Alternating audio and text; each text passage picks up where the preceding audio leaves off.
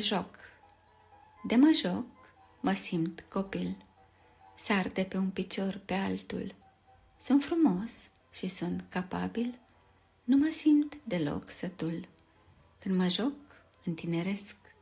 Ochii simt că-s bucuroși, că înfloresc, că strălucesc și se simt și ei voioși.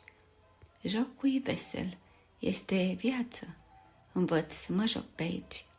Se vede pe a mea față că mă simt iarăși un pici.